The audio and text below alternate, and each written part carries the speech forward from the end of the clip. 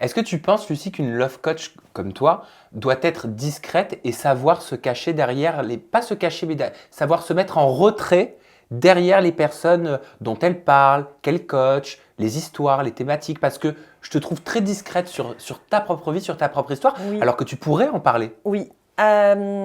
Oui et non, mais je vais développer le oui ou le non. Je vais pas te faire une réponse de Normand, même bien que j'adore les Normands. Alors, je pense qu'il faut être discret parce qu'évidemment, les gens qui viennent me voir et les gens que j'accompagne, ils viennent pas pour que je leur raconte ma vie. C'est eux qui me racontent la leur et c'est moi qui les écoute. Non, parce que pour moi, quand on va voir un thérapeute, et c'est ce que j'essaie d'avoir comme déontologie, on vient voir avant tout un humain. Et c'est surtout en tant qu'humain que j'accompagne les personnes, et c'est surtout du coup en tant qu'humain qui a une histoire, qui a traversé ses propres difficultés, que je peux à un moment donné, parce que ça va aider la personne, parce que je trouve que c'est à propos, dire, vous savez, je vous comprends, parce que moi aussi j'ai vécu quelque chose de similaire, parce que moi aussi j'ai traversé ça, parce que moi aussi je me suis remise de ça, ou j'ai travaillé sur ça, donc je sais que c'est possible. Donc là, c'est quelque chose que j'utilise régulièrement quand je trouve que c'est à propos dans les séances. C'est quelque chose que j'utilise assez peu, ou en tout cas de manière très discernée, dans la presse et avec les médias.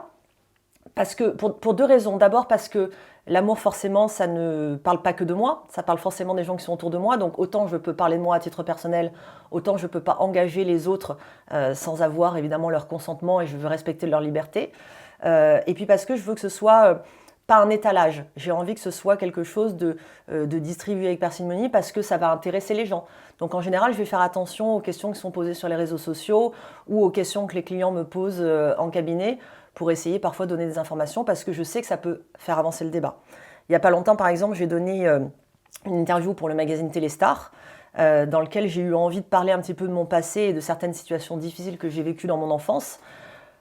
Pas encore une fois pour faire pleurer les foules, ça n'a aucun intérêt, mais simplement parce que j'avais envie de dire que c'est pas parce qu'on est thérapeute qu'on n'a rien vécu. Au Ah oui. contraire, c'est même justement parce qu'on a vécu beaucoup de choses et qu'on a cherché à grandir, à comprendre et à guérir qu'on peut devenir thérapeute. Parce qu'on a cette image du thérapeute ou du coach en développement extrêmement positif, extrêmement fort, Mm. mais est-ce qu'on peut être extrêmement positif et extrêmement fort du matin où on ouvre les yeux jusqu'au soir où on se couche? Est-ce que tu n'as pas toi-même des moments de faiblesse? Est-ce que tu n'as pas toi-même des moments où tu craques? Je ne suis pas en métal, c'est ce que j'explique toujours aux gens. En revanche, pour moi, ce qui fait un bon coach et qui fait la différence entre une personne qui a un autre métier et un thérapeute, c'est la capacité de travail, d'apprentissage et de remise en question.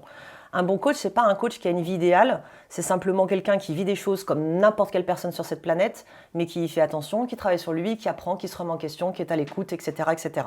Et qui, parce qu'elle l'a appris dans son métier, parce qu'elle l'a appris par l'école de la vie, peut transmettre après son approche, sa méthode, etc. Mais oui, bien sûr qu'il y a des matins, je me lève du pied gauche.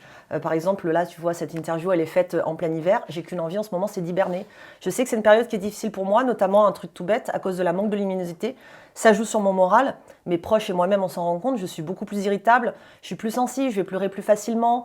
Voilà, j'ai un peu plus facilement le blues. Le dimanche soir, tu vois, c'est un moment de la semaine que j'ai jamais aimé, parce que la réalité reprend le lendemain, alors qu'on a passé un week-end avec les gens qu'on aime, à se reposer, etc. Donc oui, je subis comme tout le monde les aléas de l'environnement dans lequel je suis. Et j'ai des problèmes comme tout le monde, j'ai des sentiments comme tout le monde, des difficultés. Ça m'arrive de m'énerver en voiture, ça m'arrive de me disputer avec mon amoureux. Je suis loin d'être parfaite.